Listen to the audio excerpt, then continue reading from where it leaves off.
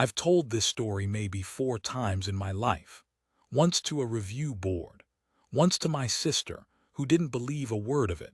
Twice at bars, both times badly, because I'd had enough to drink that I lost the thread halfway through and started crying about something unrelated. So let me try to do it properly. One time, all the way through. My name is Talvek Ashaniru. I was born on Seer Mordant third moon, under a sky the color of old brass. I am not human.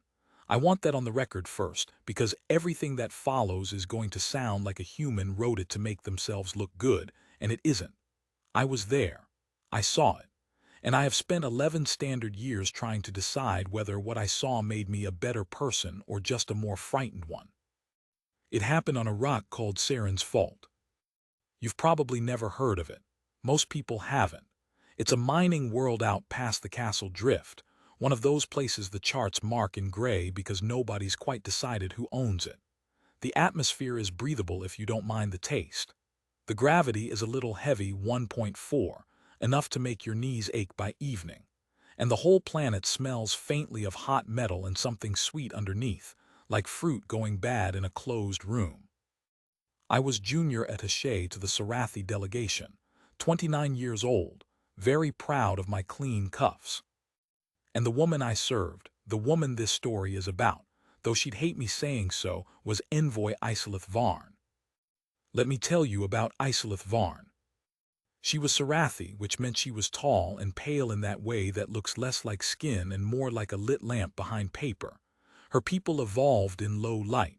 Big black eyes, long hands, voices like someone drawing a bow across a wire. She was 44. She had been in the diplomatic corps for 22 of those years. And in that time she had negotiated 3 ceasefires, 1 water rights treaty that is still holding, and the surrender of a rebel fleet that outnumbered her escort 11-1. She was, by every measure that mattered, very good at her job. She was also, and I say this with the full weight of 11 years' reflection behind it, an absolute nightmare of a human being, except not human. You understand what I mean. She had a way of looking at you like you were a stain she was deciding whether to bother removing. She could not remember the names of anyone below her rank, and she did not pretend to try. Once, on a transport out of having, a steward brought her the wrong tea and she looked at it for 11 full seconds. I counted. I was that nervous. And then said, without raising her voice, "I want you to look at what you have done." The steward apologized. She didn't accept it. She just kept looking at the cup. That was Isolith Varn. And I worshipped her. I need you to understand that too, because it's the only way the rest of this makes sense. I was 29, and I thought cruelty was a kind of competence. I thought the fact that she made people flinch meant she saw something in them the rest of us were too polite to name. I've since learned that some people flinch because you hurt them. That's all. There's nothing deeper down there. We arrived on Saren's Fault on the 4th day of the local storm season. I remember stepping off the shuttle and the wind hit me sideways and I nearly went down. The sky was the wrong color, not brass like home, but a kind of bruised orange, streaked with gray where the refinery stacks were pumping out whatever it is they pump out. The air tasted like a coin held under the tongue. And the noise, God's the noise. Saren's Fault is a working planet. There's no polite way to say it. The whole northern hemisphere is an open-cut operation, and the machines that work it are not small. I saw a hauler the first evening, one of the big Kelvin-class strip units, walking on 8 hydraulic legs, each one thicker than the shuttle I'd arrived in. It moved slowly, the way glaciers move, and every time a foot came down you felt it in your teeth. Somewhere inside it there were maybe 40 people, running the thing, and from the outside you couldn't see any of them. The city, they call it Fault Town, which tells you something about the local imagination, was built in the shadow of the pit. Prefab towers, most of them. Cargo crate architecture with the serial numbers still stenciled on. The streets were mud and crushed slag, and they had run heating filament under them to stop the whole thing freezing solid, which meant the ground steamed constantly. You walked everywhere through a low fog that came up to your knees and smelled like burnt sugar. There were people everywhere, every species you can name and a few you can't. Kithrin dock crews in their pressure harnesses. Two Vantu, huge and silent, moving crates that would have needed a crane anywhere else. A cluster of children, some kind of colonial mix. I never worked out the parentage, kicking a ball made of wound cable through the steam, screaming with laughter. And humans, a lot of humans. I hadn't seen many before. Understand, this was still fairly early in the contact period. Humans were on the edge of things. They ran freight. They took the jobs nobody else wanted. They were, in the polite language of the assembly, an emergent partner species, which is diplomatic for "we're not sure yet and we'd rather not say." They were also, and everyone knew this, and nobody said it out loud in mixed company, from a Deathworld. Now, I want to be careful here, because I have heard this term used badly for 11 years, and I would like to use it correctly at least once. Deathworld is not a compliment. It is a classification. It means a planet whose baseline conditions exceed the survivable tolerance of most sapient species by a significant margin. High gravity, aggressive biosphere, weather systems that can kill you in the open, predators, toxins, a biology so aggressive that everything living there is, in some way, in a permanent state of low-grade war. Earth is a Class 9. There are only 3 Class 9s on the register. The other 2 have no sapient life. Nothing ever got the chance. So the humans came out of that, and they came out walking, and the rest of the galaxy has been quietly recalculating ever since. But that's the encyclopedia version. That's what you learn in the diplomatic academy, in a warm room, in a lecture theater, from a man in a good coat who has never been within 9 light years of a human being. Here's what it actually meant, on the ground, on Saren's fault. The humans did the jobs in the pit. The deep jobs, the hot jobs, the ones where you go down into a shaft where the temperature is 52 degrees and the air is thin and something has gone wrong with the pressure seals, and you fix it, and you come back up, and you have a drink and you go to bed and you do it again tomorrow. Nobody else could, not because they weren't brave, because their bodies simply would not do it. A Sarathi lung in that shaft would flood in 11 minutes. A Kithrin would go into cardiac arrest from the heat. I watched a Vantu try once on a bet, and they had to pull him out on a stretcher and he never worked again. The humans went down singing. Not because they were tough. I want to be precise. They went down singing because they were bored. Because to a human body, 52 degrees and thin air is unpleasant. Just unpleasant. It's a bad afternoon. It's a hot day at work.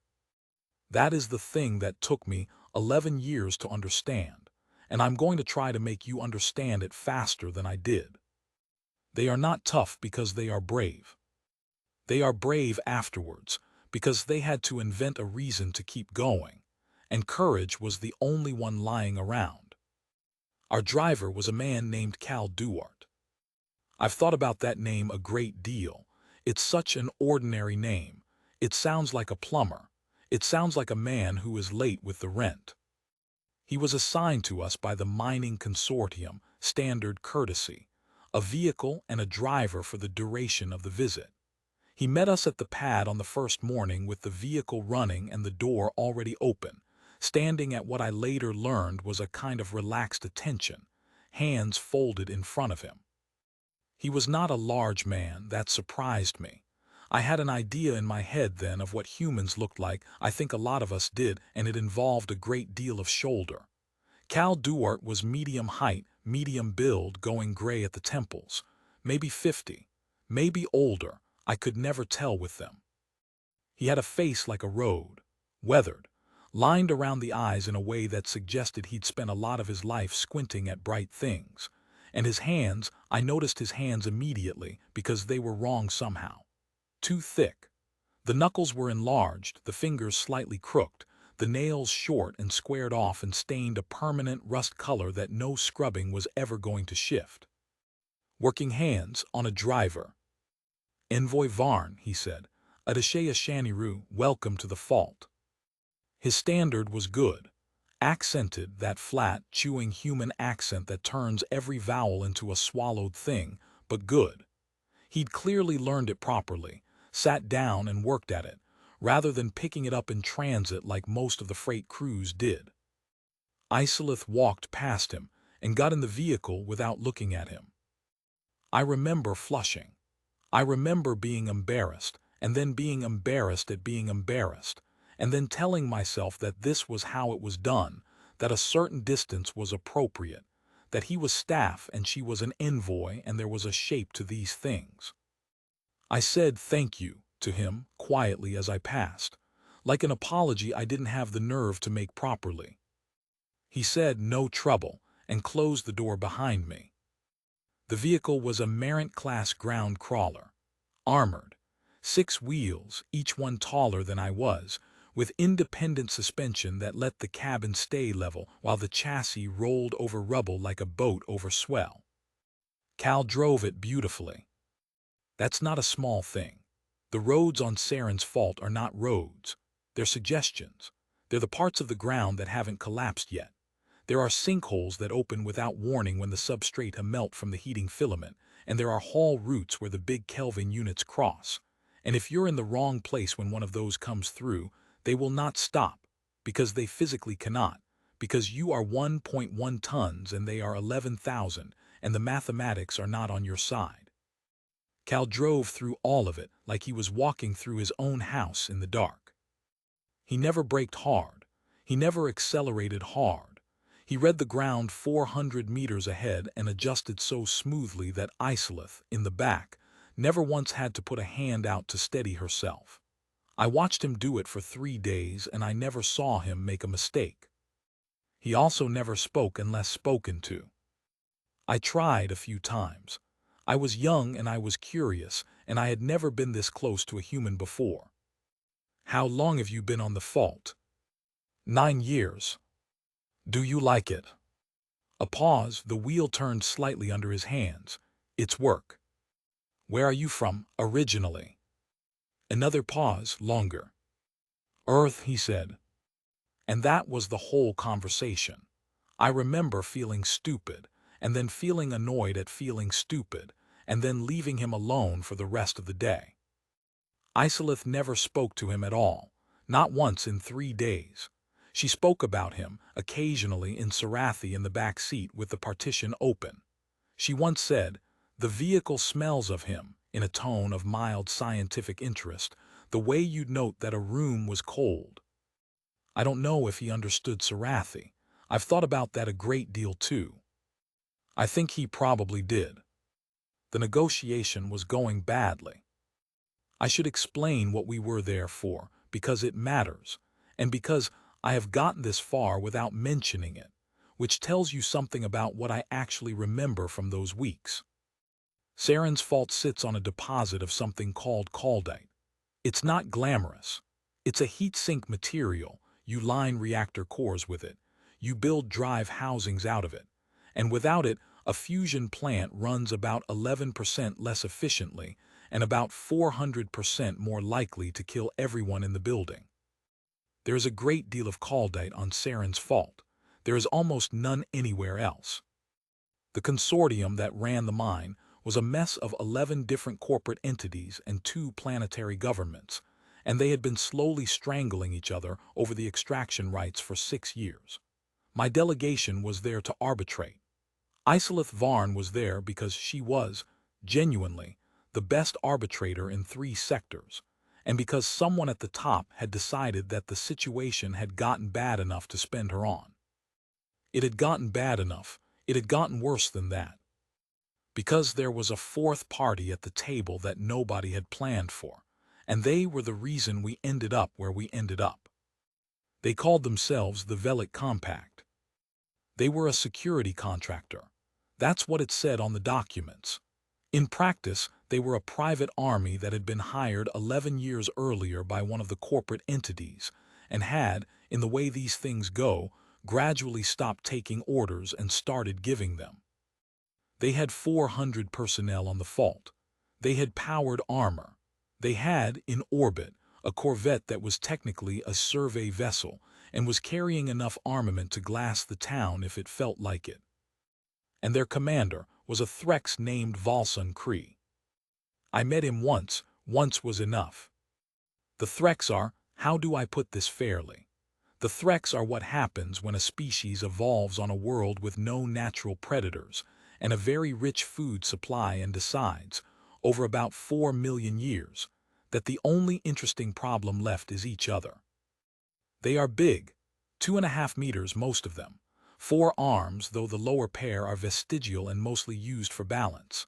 Their skin is armored in overlapping plates, dark green going to black, and it is genuinely armored. You need a coilgun to reliably penetrate a Threx torso.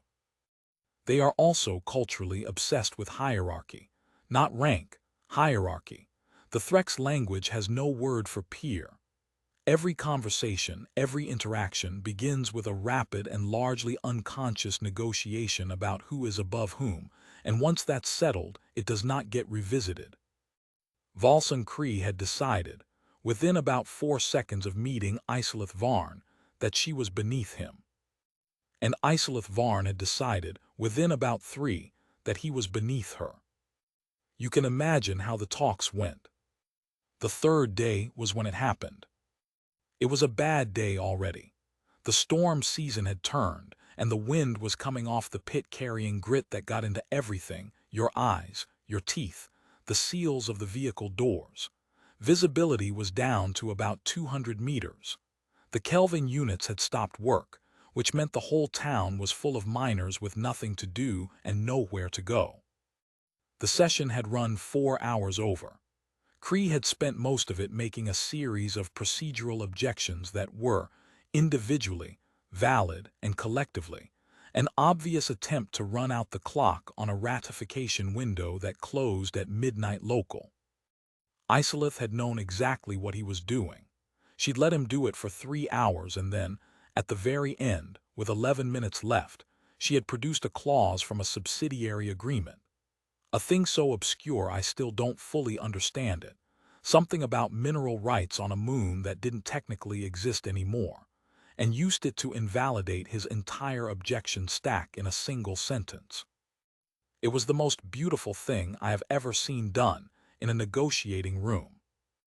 It was also, I understand now, the single stupidest thing she could possibly have done. Because she didn't just beat him, she humiliated him. She did it slowly, and she did it in front of his own officers, and when she was finished she looked at him for a long moment and then said, in that voice like a bow across a wire, "I want you to look at what you have done." The same thing she'd said to the steward. She didn't even come up with a new line. The room went very quiet. Kree stood there. His lower arms were shaking. I didn't know then what that meant, but I know now. It's not fear. It's the opposite of fear. He said nothing. He gathered his people and he left. And Isolith turned to me and she was pleased and she said, "Well, that's that." I said, "Envoy, perhaps we should request an escort back to the compound." She looked at me the way she looked at the tea. "For what?" she said. "He is a contractor. I am an envoy of the Sarathi Concordat." And that was that. We went down to the vehicle at 2340 local. The garage level was underneath the administrative block, 4 floors down, a big concrete cavern lit by strip lighting and full of that low fog that came up through the floor grates from the heating filament. It smelled of hot oil and wet stone. Cal was waiting by the crawler. He had the engine running and the rear door open, and he was standing in that same relaxed way, hands folded, and when he saw us come out of the lift he straightened slightly. And then he stopped. I saw it. I want to be precise about this, because it's the first moment where I understood that I was not looking at what I thought I was looking at. He stopped and his head turned, not much, maybe 15 degrees, and he looked past us, at the far end of the garage into the dark. And his hands came apart. That was all. His hands came apart and dropped to his sides, and he shifted his weight very slightly onto the balls of his feet, and his whole body changed. It didn't tense. That's the thing I keep coming back to. A tense man is a man who's about to do something wrong. Cal Duarte untensed. He got looser, like a rope going slack before it's pulled. He said without looking at us in a completely normal voice, "Envoy, get in the car." Isolith stopped walking. I have replayed the next 11 seconds of my life more times than I can count, and I still do not know what she was thinking. I've had 11 years and I still don't know. Maybe she genuinely didn't hear the danger in his voice. Maybe she was still up on the high of the negotiating room, still full of it, still 9 feet tall inside her own head.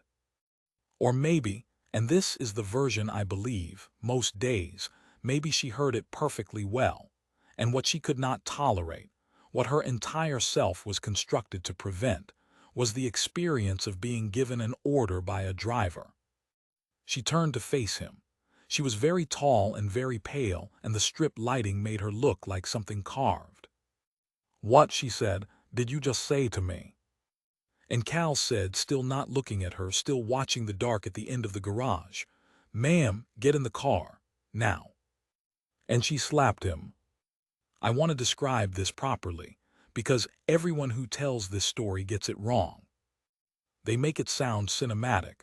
They make it sound like a duel. It wasn't. It was ugly and small, and it happened very fast. She crossed the 2 meters between them in one long stride, and she brought her right hand across his face. An open hand, but a Sarathi open hand. And our hands are long and our bones are dense, and she was angry. The sound it made in that concrete space was enormous. His head went round with it, hard. He took 1 step to the side to keep his balance, and his boot scraped on the wet floor. And a line of blood opened up across his cheekbone, where her ring had caught him. And then he straightened up. And he turned his head back to face the dark at the end of the garage. He did not look at her. Not once. Not for a fraction of a second. He didn't touch his face. He didn't raise a hand. He stood there with blood running down his jaw and dripping off his chin onto the concrete, and he kept watching the dark, and he said, in exactly the same completely normal voice, "Ma'am, there are 6 of them. Please get in the car." I have thought about that voice for 11 years. There was nothing in it. No anger, no fear, no wounded pride. It was the voice of a man reading a fuel gauge. And that was the moment I understood in my gut, before my brain had caught up, that something was very wrong with my entire model of the universe. Because I knew what should have happened. Every species I had ever met, if you strike them in the face hard enough to draw blood, they react. They flinch, they shout, they cower, or they swing back. The reaction might be small, might be swallowed, might be nothing more than a tightening around the eyes, but it is there, because the reaction is not a choice. It is the body speaking before the mind can stop it. Cal Duarte's body said nothing at all. It had simply filed the slap. It had received the information. Something struck my face, moderate force, no structural damage, bleeding minor, ignore. And it had gone straight back to the more important problem, which was the 6 shapes now coming out of the dark at the end of the garage. I found out later what a human calls that. They call it getting hit. That's it. That's the whole word for it. They have one word, and it's a casual word, and they use it for a slap, and they use it for a car crash, and they use it for a 200-kilo predator coming out of the tree line at 40 kilometers an hour. Because on their world, all 3 of those things are Tuesday. And if you built a separate emotional response for each one, you would spend your whole life having emotional responses, and you would never actually solve any of the problems, and then you would die. So they compressed it, all of it, down into one flat, boring, unremarkable word. Hit. And they got on with the day. The 6 were Velic. Not Threx. Kree was too careful for that. They were mixed contract muscle. 2 Kithrin, 3 of something I didn't recognize, and 1 enormous Vantu with a pacification baton the size of my leg. They were in half armor. They were not carrying firearms, which told me exactly what this was. This was not an assassination. Kree was not stupid enough to kill a Sarathi envoy. This was a lesson. This was going to be a beating and a broken hand and a story that got around. And Isilith Varn would arbitrate her treaty from a hospital bed with her jaw wired, and everyone in 3 sectors would know what happened to people who made Volsung Kree look small in front of his officers. I did the math in about a second and a half. 6 of them armored, 2 of us plus a driver. I remember thinking very clearly, we are going to be hurt now, badly, and there is nothing I can do about it. I remember Isilith's face changing, just slightly, the first crack in it I had seen in 3 days. And I remember Cal Duarte sighing. Not dramatically, just a small, tired exhale, the way you do when you're already late and the transport breaks down.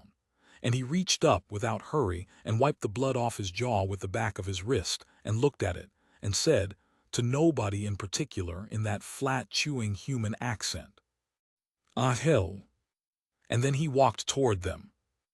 I need to stop here for a moment. Because if I just tell you what happened next, you will hear it wrong. You will hear it as an action scene. You will picture something choreographed, something heroic, something with a soundtrack. It was not that.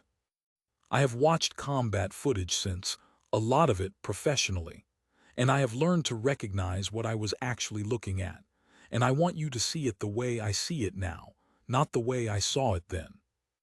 What I was looking at was a 50-year-old man, badly outnumbered, walking at a moderate pace towards 6 armored professionals, with his hands loose at his sides, in a concrete garage full of steam. And what I understood later, much later, was that he was doing arithmetic. Because the thing nobody tells you about Deathworlders, the thing the encyclopedia leaves out, is that the high gravity and the thick muscle and the dense bone are the least interesting part. The interesting part is the head. Earth's biosphere spent 4 billion years trying to kill everything on it, and the humans survived it, and they did not survive it by being strong. Lots of things on Earth were stronger. They survived it by being the animal that did not stop thinking when it got frightened. That's the adaptation. That's the whole thing. Every other species in the galaxy, when the fear response fires, the higher functions dim. You go to instinct. You go to fight or flight. You go stupid for about 4 seconds while the body takes the wheel. Humans go sharper. The adrenaline hits and the world slows down and they start counting. They count exits. They count enemies. They count the distance to the wall and the weight of the thing in their hand and how long they have before the thing with the teeth reaches them. They are the only species we have ever found that gets smarter under lethal threat. And nobody on Saren's fault knew that. Nobody in the galaxy knew that yet. They thought they'd hired a driver. The Vantu reached him first. He was the big one, 3 meters, easily, with that thick gray hide the Vantu have and arms like cargo booms. He came in fast and he swung the pacification baton in a flat horizontal arc at Cal's head, and it was the kind of blow that would have taken a Saratha's skull off at the neck. Cal wasn't there. He'd stepped inside it, not backward, inside, toward. He'd read the arc and he'd walked into the dead space at the Vantu's chest where the baton was still accelerating and hadn't reached full extension, and the swing went over his shoulder and hit nothing. And then Cal Duarte did something that I still, 11 years later, think about when I cannot sleep. He grabbed the Vantu's wrist with both hands, and he sat down. That's what it looked like. He just dropped his weight, straight down, and he kept hold of the wrist, and the Vantu's arm, which was designed for a world with 0.8 gravity, which had never in its life had 110 kilos of Deathworld muscle hanging off it in a 1.4 gravity well, did not come with him. It stayed where it was. The joint did not. The sound was not loud. That's what got me. I expected a crack. It was more of a wet click, like a knuckle popping, and then the Vantu made a noise I have never heard any living thing make before or since, and went down on his knees with his arm hanging at an angle that arms do not hang at. Cal took the baton out of his hand, Gently, almost, the way you'd take a toy off a sleeping child. And he turned to the other 5 and he said, and this is verbatim, "I will remember it until the day I die. You've got about 4 seconds to leave." They didn't leave. Of course they didn't. There were 5 of them and one of him, and he was small and gray at the temples and bleeding from the face, and they had just watched him do something they did not have a category for, which meant that their brains had helpfully filed it under fluke, because the alternative was too expensive to think about. That's not stupidity. I want to be fair to them. That's just how minds work. When you see something impossible, the cheapest available explanation is that you saw it wrong. They had 4 seconds to revise. They used them badly. I'm not going to give you a blow-by-blow. Partly because I don't fully remember it, my own adrenaline was up, and I am not a Deathworlder, and my higher functions did exactly what they were supposed to do, which was shut down and leave me standing there like a piece of furniture. But I remember pieces, bright, disconnected pieces like frames cut out of a reel. I remember one of the Kithrin going for him low, and Cal not defending at all, just taking it, letting the shoulder hit him in the ribs, and I heard something in his chest go. I actually heard it, and he didn't make a sound. He just closed one arm around the Kithrin's head as they went down together and used the momentum to drive the back of the Kithrin's skull into the concrete floor. Once, that was all it took. I remember him coming back up with blood in his teeth. I remember the 3 unidentified ones trying to circle, trying to surround him, and Cal simply refusing to be surrounded, moving constantly, keeping them stacked, always putting one of them between himself and the other 2. And I understand now that this is a thing you can be taught, but it is also a thing that a certain kind of animal simply knows, because their ancestors who did not know it were eaten. I remember him breaking a knee, I don't know whose. I remember the last one, a small one of the unidentified species, and he was young, I think he was very young. I remember him getting a knife out. And I remember Cal Duarte stopping. He stopped, in the middle of it. He stood there in the steam with blood coming out of his mouth and his left arm not working properly and 4 people on the ground around him. And he looked at this frightened young thing with a knife, and he stopped. And he said, very quietly, in a completely different voice, "Don't." The kid dropped the knife. He didn't run. He just dropped it and stood there shaking, and Cal looked at him for a long moment, and then he said, and I could barely hear it, "Go home." And the kid went. The whole thing took 19 seconds. I know that because the garage had security recording, and the review board played it for me 11 times. And by the 4th viewing, I had stopped watching the fight and started watching the timestamp, because it was the only part of it I could bear to look at. 19 seconds. 6 armored professionals, 1 driver, 19 seconds. And when it was over, he stood there for a moment with his hands on his knees, breathing hard, and then he straightened up, and I heard the noise he made when he did it. A small grunt, the sound a man makes lifting something heavy, and he walked back to the crawler, past Isolith Varn, who had not moved, who was standing exactly where she had been standing when she hit him. He opened the rear door. He put his hand on the frame. I could see it shaking now that it was over, now that the arithmetic was done and the body was finally allowed to be frightened. And he said, in a voice that was almost entirely steady, "Envoy, please get in the car." She got in the car. She got in the car, and she sat down, and she did not say a single word for the entire 40-minute drive back to the compound. I sat beside her. I could hear her breathing. It was not right. And in the front, Cal Duarte drove. He drove with one arm, mostly. The left one was doing very little. He had blood drying on his face, and he had at least 2 broken ribs, which I know because the medical report said 4, and he had told the consortium doctor it was probably a bruise. And he drove that crawler over 11 kilometers of collapsing Hall Road at midnight in a grit storm, with the same absolute, unbroken, undramatic smoothness he had shown for the last 3 days. He never braked hard. He never accelerated hard. The cabin stayed level. And I sat in the back and watched the back of his head, and I felt something breaking apart inside me that I did not have a name for yet.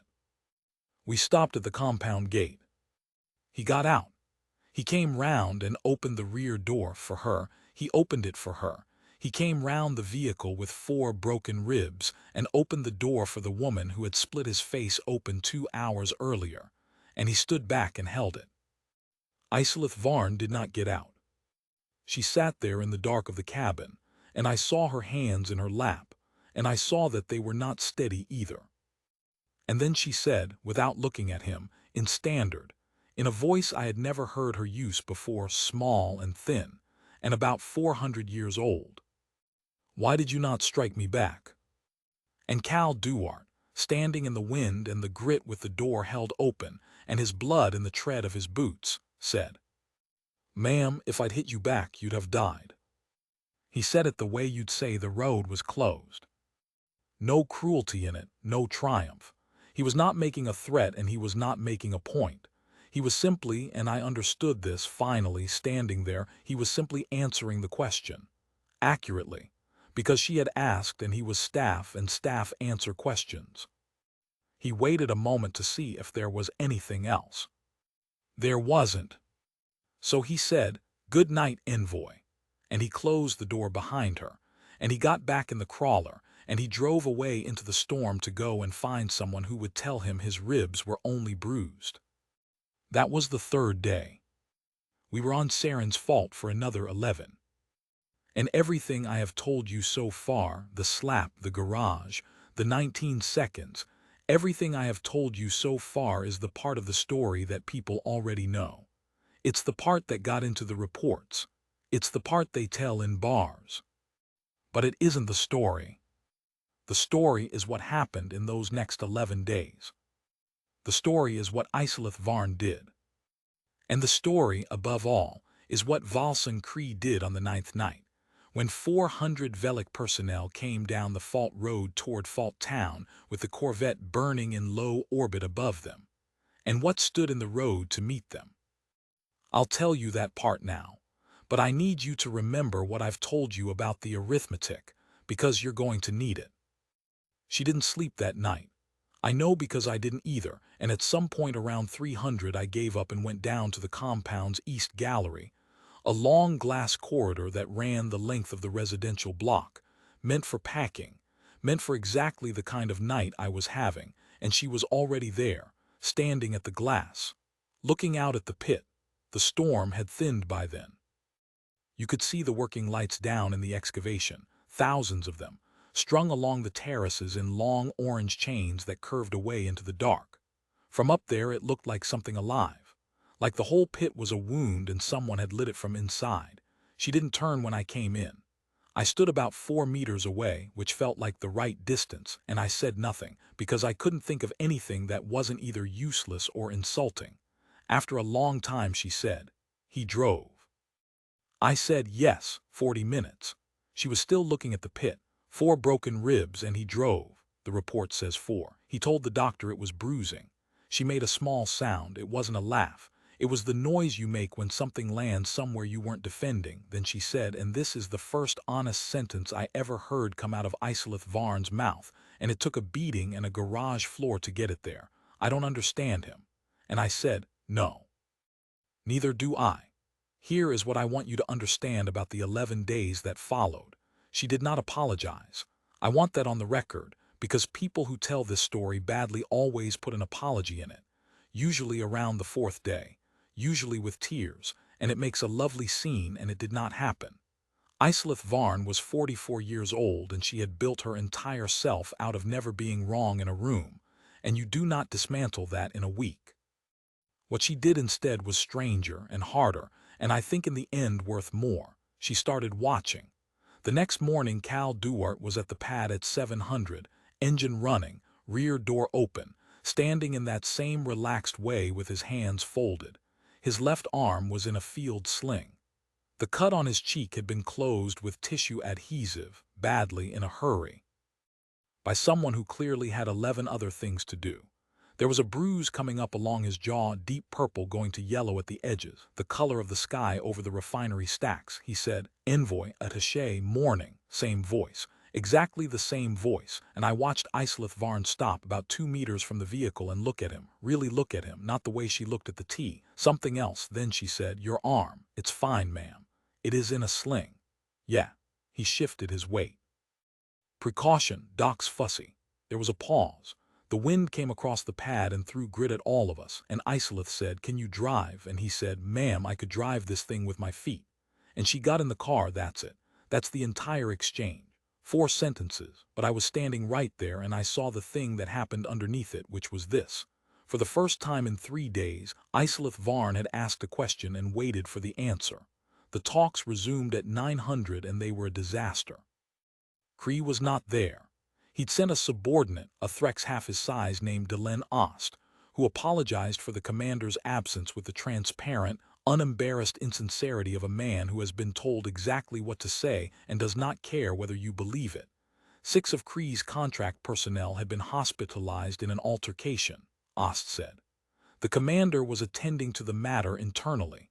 Nobody in that room believed a word of it. Nobody said so. And here's the thing that mattered. Islith Varn had the whole of it in her hand. She had the security recording. She had a Sarathi envoy assaulted in a garage by contract muscle belonging to a party at the table. Under assembly convention, she could have had the Velic Compact stripped of standing, expelled from the fault, and referred for prosecution, all before lunch. It would have ended Kree. It would have ended the negotiation too, probably, but it would have ended Kree. She didn't do it. I couldn't work out why. I sat next to her for 4 hours with the recording chip in my case, and I kept waiting for her to reach for it, and she never did. And by the end of the session, I was so confused I could barely follow the call date tonnage schedules. I asked her about it in the crawler on the way back. She looked out the window for a long time. We were passing the terraces, and one of the Kelvin units was walking, and every time a foot came down, you felt it in your teeth. Then she said, "If I present the recording, what happens to the driver?" And I opened my mouth and nothing came out, because I hadn't thought about it, not once. In 4 hours I had not thought about it once. "He is a private citizen," she said. "He put 6 of Kree's people in a hospital. The moment I make that recording an official exhibit, he becomes a fact in a legal proceeding. He becomes a name. And the Velic Compact does not require a court to settle with a name." She turned from the window and looked at me, and her face was doing something I'd never seen it do. "I would be spending him," she said. "To win a session, he would be a cost." I said, "Envy, I have spent people before," she said. And then she stopped talking and she didn't say anything else for the rest of the drive. And in the front seat, Cal Duarte drove one arm through the grit and the fog and never braked hard once. The 11 days ran like this. Every morning he was at the pad. Every evening he took us back. In between he waited in the garage, in the vehicle, in the long gray hours that are the actual substance of a driver's life, and which nobody ever thinks about. And Islith Varn started talking to him, badly. God, she was terrible at it. She had no equipment for it whatsoever. She'd been fluent in 11 languages for 20 years and she had absolutely no idea how to ask a man about his day. Day 5 from the back seat out of nowhere. "Do you have family?" "Sister back on Earth." "Where?" "Portugal." A pause. "Coast, little town, you wouldn't know it." Me about it. And he'd told her. Haltingly at first because he clearly could not work out why she was asking, and then a little less haltingly because he was a man who had not been asked in a long time. He told her about a town called Nazare, where the waves come in off a submarine canyon and stand up 30 meters tall in the winter, and about how when he was young he'd watched men take small boats out into that. Islith said, "Why?" And Cal said, "Fish." And she said, 30-meter waves for fish. And he laughed, first time I'd heard it. It was a rusty, unused sort of noise. "Ma'am," he said, "that's about the size of it, yeah." Day 7, he told us about the shafts. She'd asked about the working conditions properly, as an envoy, because it was in her brief and she'd been ignoring it for a week. And he'd answered properly, and then somewhere in the middle of it he'd stopped being an interviewee and started being a man talking about his work. Deep shaft on the fault runs 52 degrees at the face. Air's thin. The pit's so deep that the pressure gradient does something odd. I never understood the physics. You go down in a cage for 11 minutes and the temperature climbs the whole way, and by the time you get to the bottom your shirt's gone through.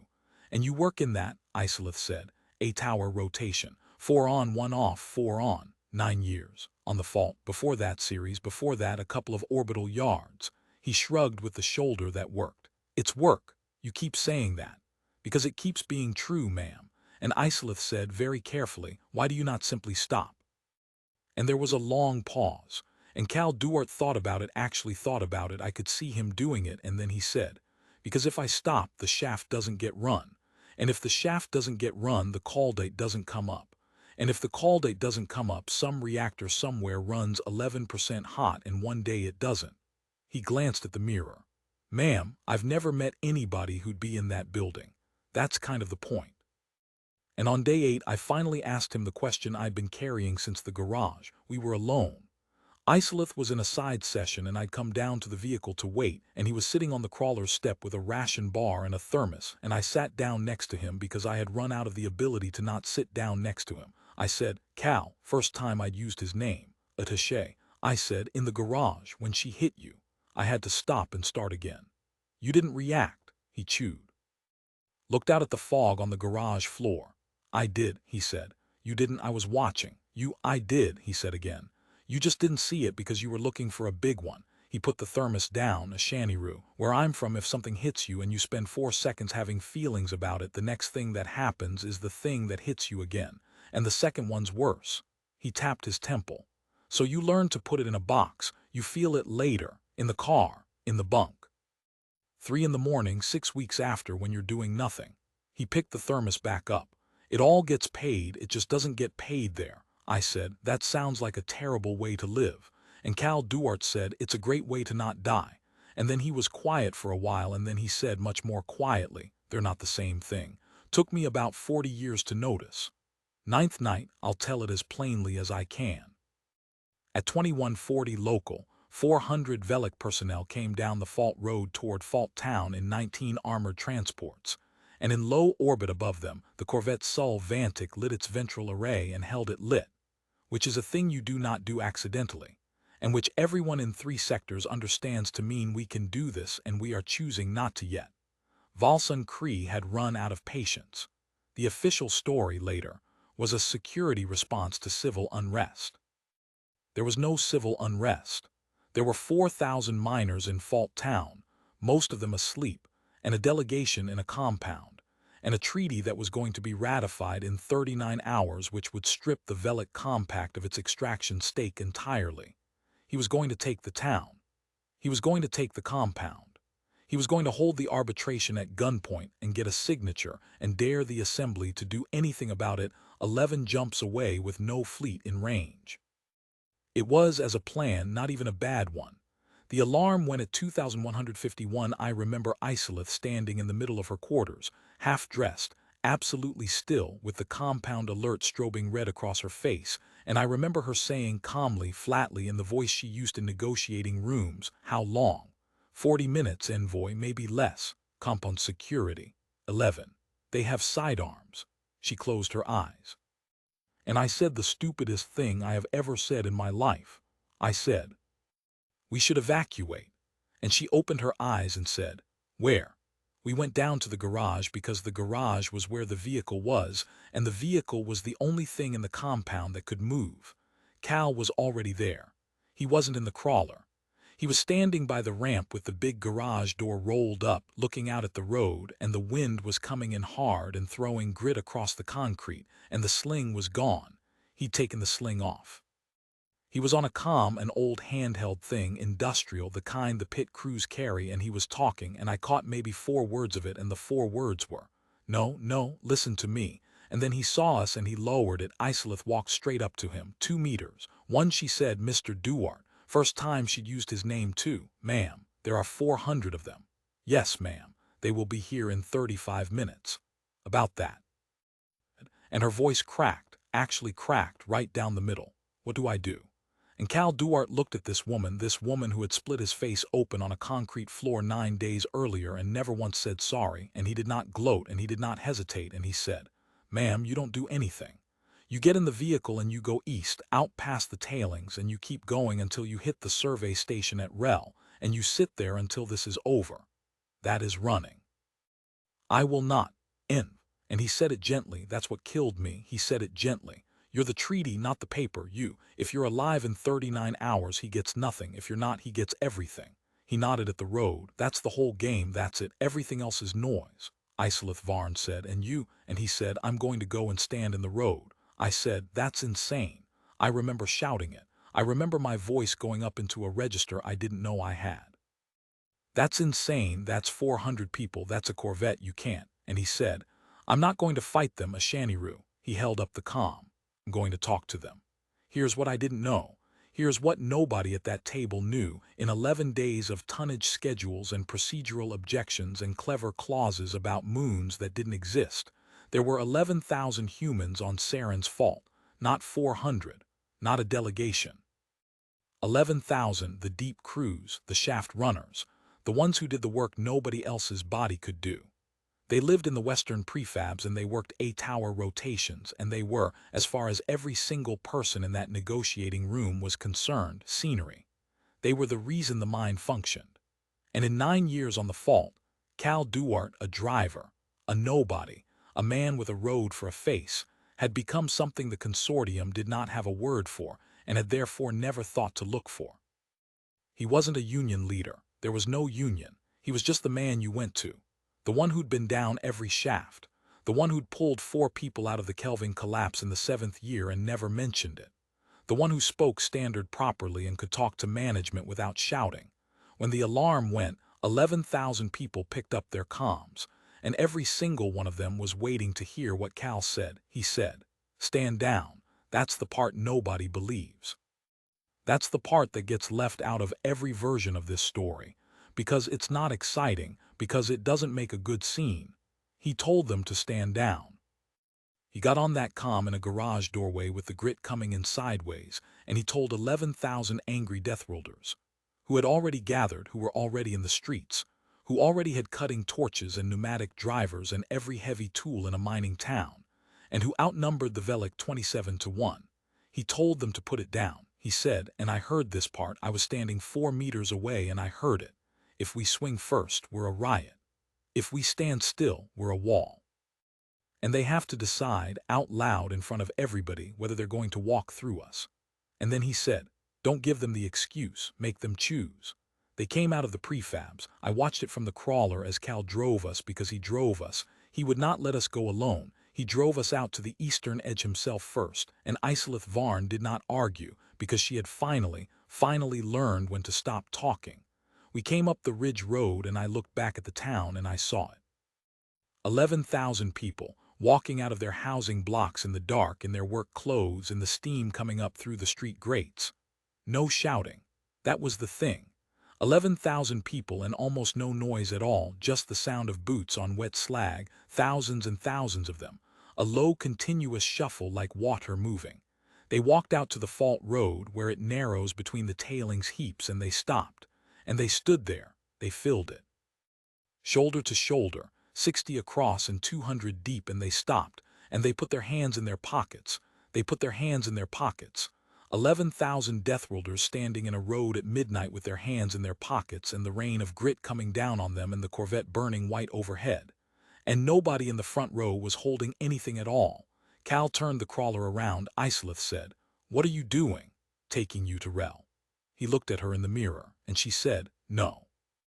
And she said, Mr. Duarte, I have been an envoy for 22 years and I have spent every one of them arriving after the fact. Her hands were shaking in her lap and she did not hide them. Take me to the road. He drove us to the road. He parked the crawler on the shoulder and he got out and he walked forward through them, and they moved for him, they parted. And I want you to understand, this was not deference. It was not reverence. They weren't looking at him like a leader. They were looking at him the way you look at a man who's about to go down a bad shaft, like they were worried about him. Isolith got out. I did not want her to get out. I said so. She ignored me. She walked out through 11,000 humans in the dark, and she stood next to Cal Duarte at the front of the line, in her diplomatic coat, in the grit, 1.9 meters of Sarathi envoy with her hands loose at her sides.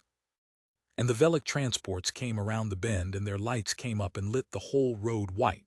Delenn Ost came out first. Then Kree.